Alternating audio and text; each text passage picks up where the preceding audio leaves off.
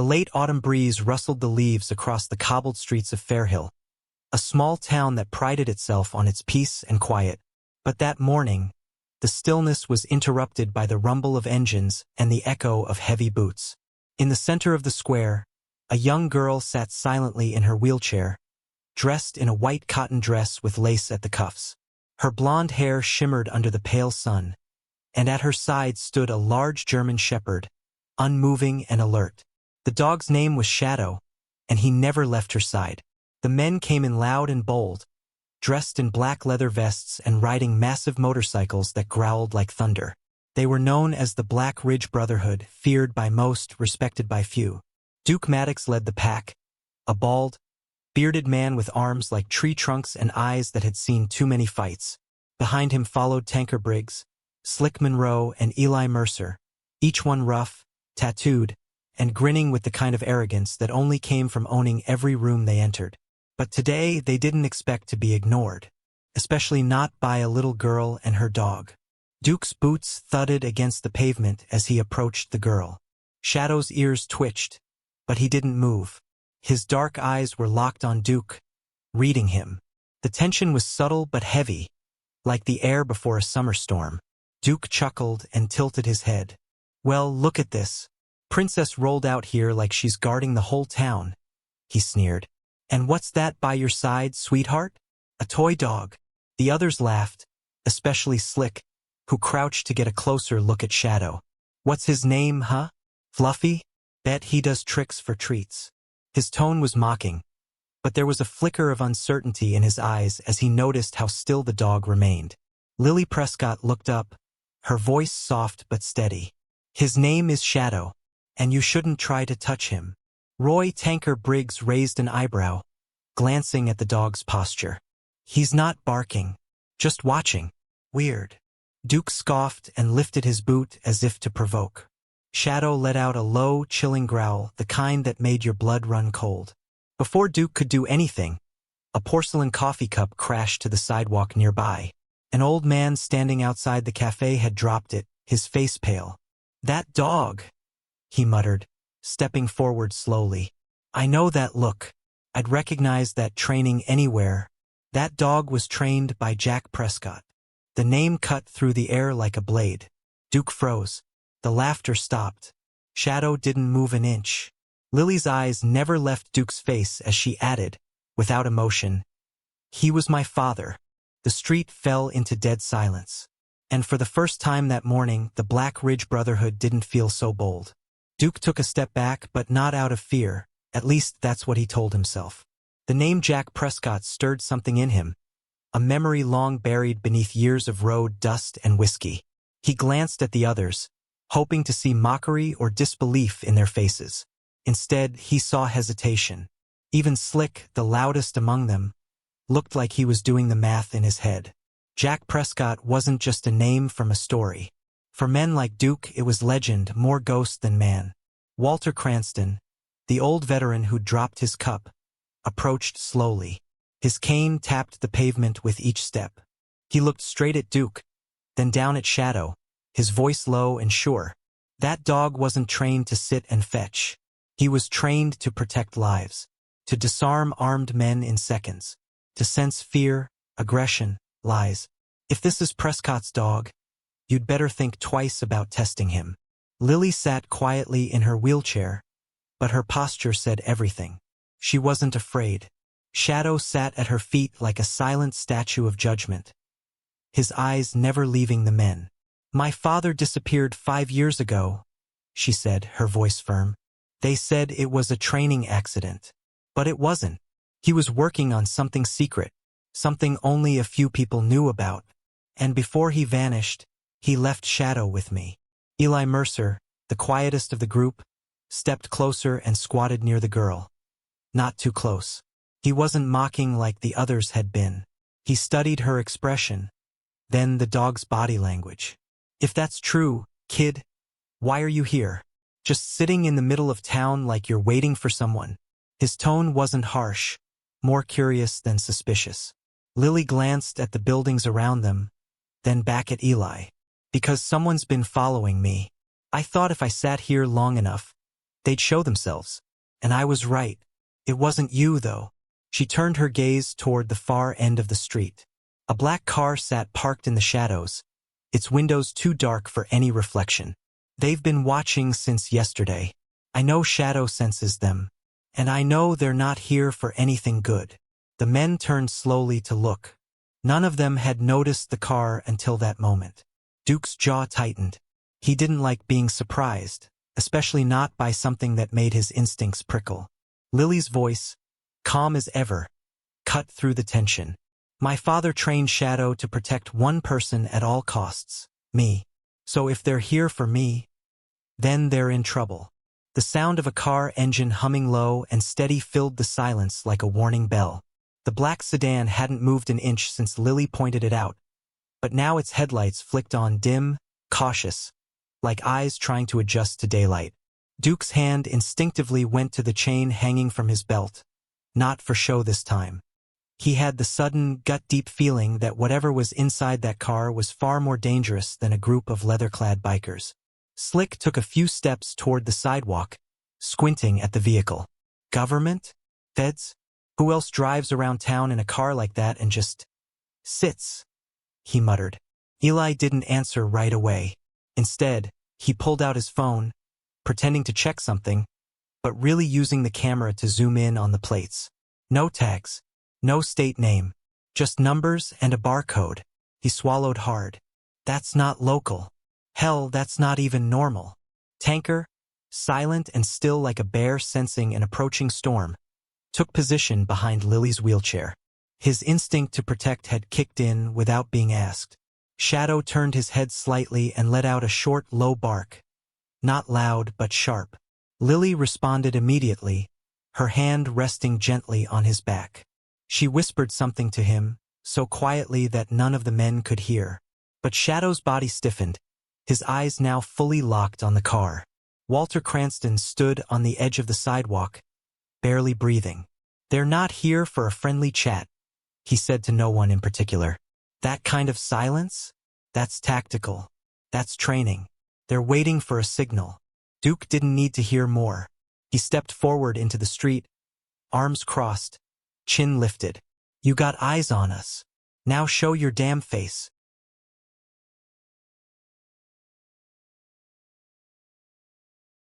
As if on cue, the driver's side door cracked open with a slow creak, like the opening of a coffin. A man stepped out, dressed in a black windbreaker, clean-shaven, wearing dark sunglasses despite the overcast sky. His expression was unreadable. He didn't raise his voice or show a badge. We're not here for any of you, he said calmly, eyes hidden behind the tint of his lenses. We're here for the girl. The words hit harder than any threat.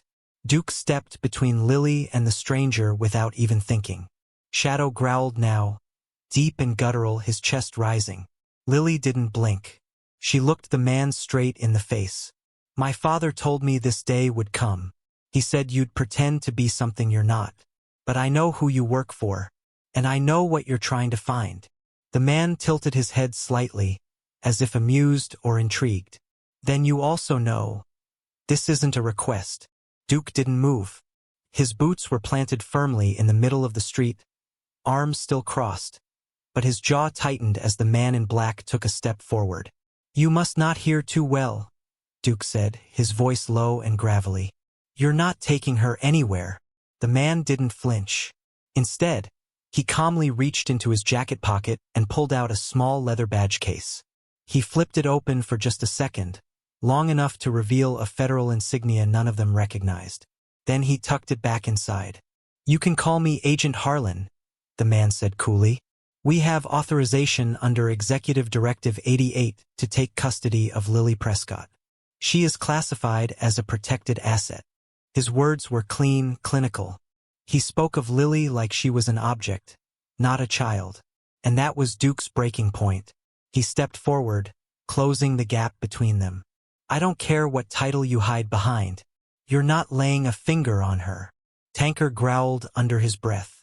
Slick, surprisingly quiet, positioned himself slightly behind the agent, one hand already sliding toward the chain on his belt. Eli stayed by Lily's side, pulling her wheelchair gently back toward the curb. Shadow walked in sync with the motion, keeping his body between Lily and the agent at all times. His eyes never left Harlan. The dog's ears were forward, tail stiff, muscles tight like a coiled spring. Agent Harlan's lips twitched into a faint, almost mocking smile. "You don't understand what's happening here," he said. "Jack Prescott didn't just train dogs. He developed a program, a highly advanced behavioral imprinting system, and he used his daughter as the primary calibration subject." His gaze shifted to Lily. "You're not just his child. You're the key to what he created." Lily's voice rose for the first time, not loud, but forceful. "He didn't use me. He protected me, and he taught me how to survive you." There was a tremble in her voice now, not of fear, but of anger held in check. "I know what Project Sentinel was. I know why he destroyed the files. He saw what you were going to do with it." A tense silence fell. Harlan's smile vanished. "He was a traitor to the program. He disappeared with government property, this dog," he pointed to Shadow, "and encrypted intelligence. We're not here to debate. We're here to retrieve what belongs to us." Duke's hand twitched. He had no clue what Project Sentinel was, or why a kid and a dog had the government in a tailspin, but he knew one thing. He wasn't about to let a slick-talking agent take this girl away. Not without a fight. And judging by the others' faces, neither were they. The street held its breath. Agent Harlan didn't move, but something shifted in the air. An invisible line had been crossed. Shadow began to growl low in his throat, the sound steady and rising. His body stood perfectly still, except for the slight ripple of muscle along his back. Lily's hand gently pressed against his shoulder. She didn't speak this time. She didn't have to. Shadow was waiting for a command, one she'd give only if there was no other choice. Duke stepped forward, slow and deliberate, closing the gap between him and the agent. His eyes were locked in. "This girl isn't property. And if you think you can waltz into a town like this, throw around a badge and take a kid like you're bagging groceries, you've got another thing coming." Harlan's eyes flickered toward the other bikers, now forming a loose semicircle around him. The mood had shifted, no more jokes, no more smirks. They weren't just bystanders anymore. They were shields. Harlan's voice lost its polished tone, came back flatter, sharper. "You're interfering with a federal recovery operation. That alone could cost you 5 years in prison." He gestured subtly toward the black car behind him. "Backup is already en route. When they arrive, they won't be interested in negotiating." Duke didn't even blink. "Then they'd better bring a lot of people." Eli crouched beside Lily. "You sure he's bluffing?" he whispered. Lily's answer was immediate and cold. "He's not. But they're not supposed to make a scene. If this turns public, they lose leverage. That's why he's stalling." He didn't think anyone would stand up to him. Shadow's growl turned into a bark, sharp and loud this time. Harlan took half a step back instinctively, and it exposed the first crack in his calm facade. Then, everything snapped. The sound of screeching tires cut through the tension like a blade. Another black SUV came barreling around the corner, no sirens, just raw speed. It skidded to a halt behind Harlan's car, and 2 more men stepped out in matching black jackets. Their hands rested on their hips, dangerously close to holstered weapons. The bikers stiffened. Slick muttered under his breath, "So much for subtle." But before either side could act, Lily lifted a small, worn notebook from the pouch under her chair. She held it up high, her voice clear. "You want this? Fine. This is my father's journal. Coordinates, commands, prototype data. But if any of you take one more step, I swear I'll burn it right here in front of you." Everyone froze. Duke glanced back at her, stunned. Harlan's face went pale for the first time. That notebook, it was the real target. And now the girl had flipped the game on its head.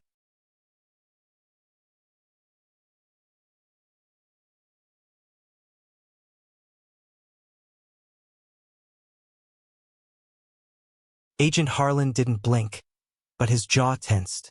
The way Lily held the notebook, firm, fearless, the matchbook in her other hand shaking just enough to show she wasn't bluffing, made something shift behind his sunglasses.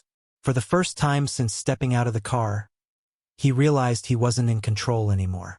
"You don't want to do that," he said carefully, his voice measured.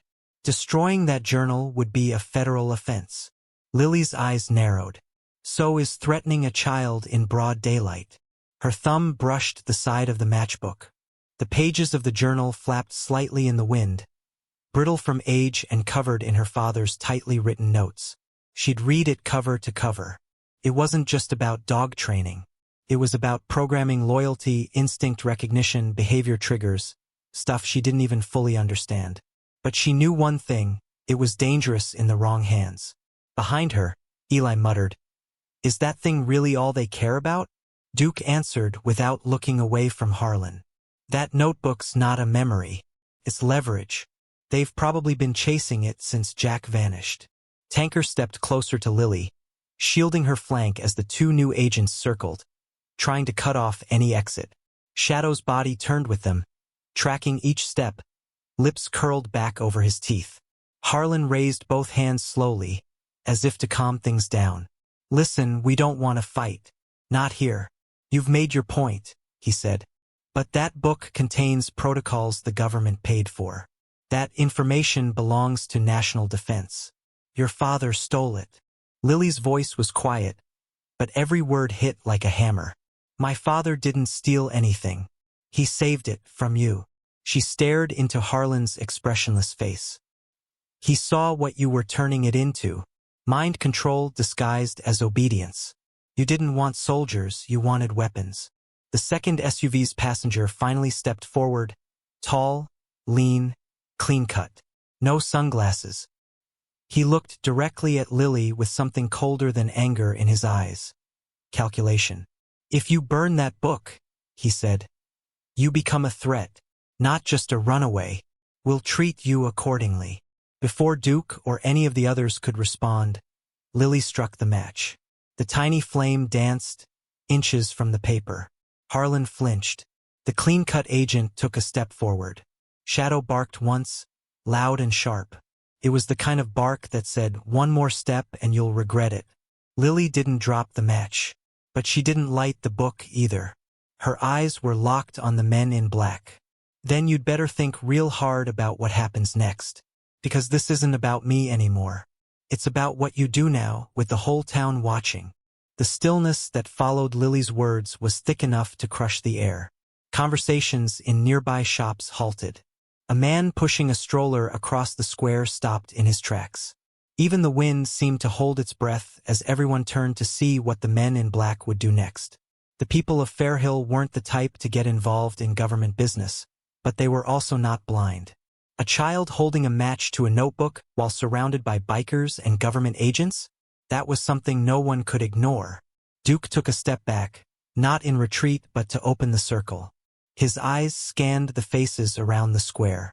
There was old Mrs. Garland watching from her bakery window, apron dusted with flour. The Anderson twins stood frozen near their bicycles. And from inside the barber shop, two off-duty deputies now stood up slowly, unsure if this was something they were allowed to stop, or something bigger than they could handle. "You see what's happening?" Duke said loud enough for everyone to hear. "These men showed up without a warrant. No uniforms, no questions, just threats. For a little girl in a wheelchair with a dog." He pointed at the black sedans. "They call this a recovery operation. I call it what it is, abuse of power." Harlan's face hardened, but he said nothing. The clean-cut agent whispered into a small earpiece, his eyes flicking around the growing crowd. They were losing the advantage, and fast. "This doesn't concern them," he muttered, but even he sounded unsure now. Slick stepped forward, raising both arms like a showman. "Oh, I think it does. See, Fairhill's not some ghost town. Folks here know each other, and they don't take kindly to strangers pulling stunts like this." Then, without warning, Walter Cranston, the old veteran, walked straight into the center of the scene. His cane tapped each step as he moved with surprising authority. He stood beside Lily, not saying a word at first. Then, He looked at the agents and said in a voice clear as church bells, "This town buried Jack Prescott like a hero, even when the government pretended he didn't exist. You think we're going to let you come take his daughter like she's some classified file?" Murmurs rippled through the crowd. People began stepping forward, just a little, enough to show they weren't going to look away. Harlan cursed under his breath.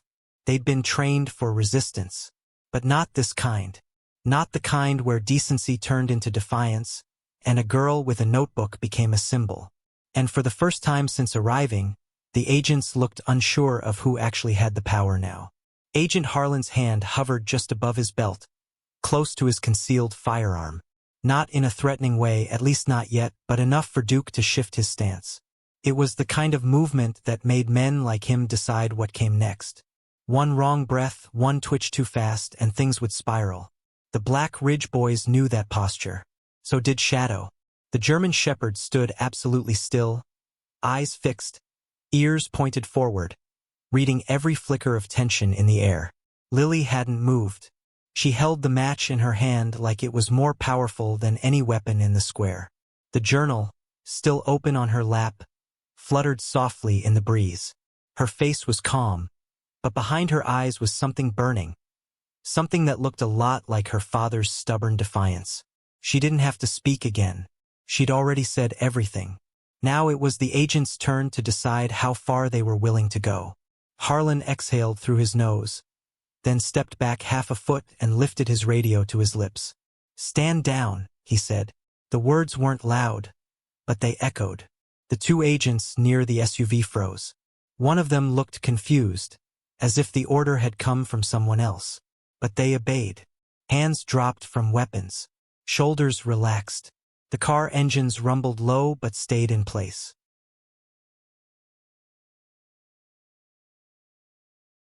Duke raised an eyebrow, surprised but not showing it. "That's it? You're backing off." Harlan didn't answer right away. He adjusted his sunglasses, trying to hide the storm brewing behind them. "This isn't over," he said finally, his voice harder now. "You've just made this more complicated than it needed to be. And people are going to pay for that." "That a threat?" Tanker asked, stepping forward like a mountain ready to fall. "No," Eli replied before Harlan could. "It's a promise." To himself.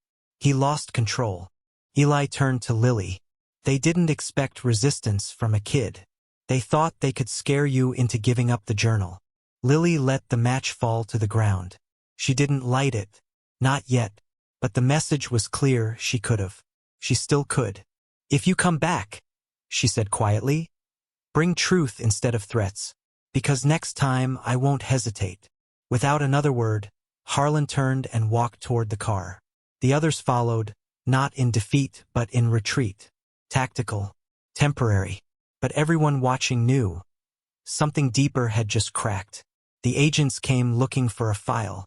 What they found was a girl with a spine of steel, a dog trained by a ghost, and a town that chose to stand behind both. And somewhere, far from the square, someone was watching. Someone who hadn't shown their face yet. But their time was coming. Soon. Night fell over Fairhill with an eerie calm. The town had gone quiet, but it wasn't peace that settled in. It was suspense. Windows were closed, lights dimmed early, and people spoke in hushed tones. Everyone had seen what happened. Everyone had questions. But one question hung heavier than the rest. What now? Lily sat in her room at Walter Cranston's house, the journal still clutched in her hands. Shadow lay at her feet, ears twitching with every sound outside. Downstairs, Duke paced the living room like a caged animal. Eli leaned by the window, watching the street for any sign of the black sedans. "They'll be back," Duke muttered. "Not tonight, but soon. And next time it won't be suits and sunglasses. It'll be vans, noise, maybe even a warrant forged so fast no one will blink." Walter, sitting in his worn recliner, nodded. That girl's sitting on something they're willing to rewrite laws for. But upstairs, Lily wasn't afraid. She was thinking. Deep in the back of the journal was a folded note she hadn't shown anyone. Not yet. It was handwritten by her father, dated just 2 weeks before his disappearance. It had no greeting, Just 4 words: find the red pines. And beneath it, a set of GPS coordinates. She'd memorized them months ago. Now, the time had come to follow them. The next morning, before dawn, Lily wheeled herself onto the porch. Shadow trotted close behind. She looked out toward the distant hills, past the curve in the road where the pines grew thick and tall, just like her father had described. When Duke emerged behind her, helmet in hand, she didn't look back. "I know where he went," she said softly. "I think he left something behind." Within the hour, Duke, Eli, and Tanker were geared up. Walter handed Lily a walkie and a weatherproof satchel. "That forest goes deep," he warned. "Old logging trails. No GPS out there. You'll need to trust Shadow more than any map." Lily nodded. "I always do." With Shadow leading, the group rode out of Fairhill under a sky still stained with stars, leaving behind the town that had become both sanctuary and battlefield. They reached the base of Red Pines Forest by late morning. The trees towered above them like sentinels, branches swaying in a silent rhythm. Shadow stopped suddenly, nose to the ground, then to the air. He gave one short bark, then started walking off the trail. No hesitation, just purpose. And 20 minutes later, they saw it, half buried under moss and leaves. A small steel hatch barely visible. Lily's breath caught in her throat. "He was here," she whispered. Duke knelt down, brushing dirt off the edges. There was no lock, no keypad, just a handprint scanner, worn, faded. And above it, engraved into the steel, were 3 words: "For Lily only." The hatch opened with a quiet hiss, as if exhaling secrets long buried. A narrow staircase led underground, the air cool and dry, untouched by time. Shadow descended first, his steps cautious but steady, while Lily followed closely behind, her wheelchair handled carefully by Duke and Eli. The deeper they went, the more it felt like entering another world. Not a bunker, but a sanctuary built by someone who knew he might never return. Someone who had planned for this day. The walls were lined with shelves, stacks of notebooks, drives, maps, and photographs. At the center of the room stood a simple table, and on it, an old reel-to-reel tape recorder, already cued to play. Lily reached out, pressing the warn button. The machine clicked, and after a pause, a familiar voice filled the space. It was her father. "If you're hearing this," Jack Prescott said, "then you found it. That means you're ready." The recording wasn't a goodbye, it was a warning. Jack spoke of what Project Sentinel had become. Not a training program, but a system designed to manipulate behavior through scent triggers, sound frequencies, and micro-imprinting. "I built it to save lives," he said, his voice tight with guilt. But they saw another use. They wanted to weaponize loyalty, create soldiers who obeyed without question. "That's when I ran. That's when I left you everything you'd need to stop them." Tears welled in Lily's eyes, but she didn't cry. Not now. She listened to every word, absorbing the truth she always sensed was buried beneath his silence.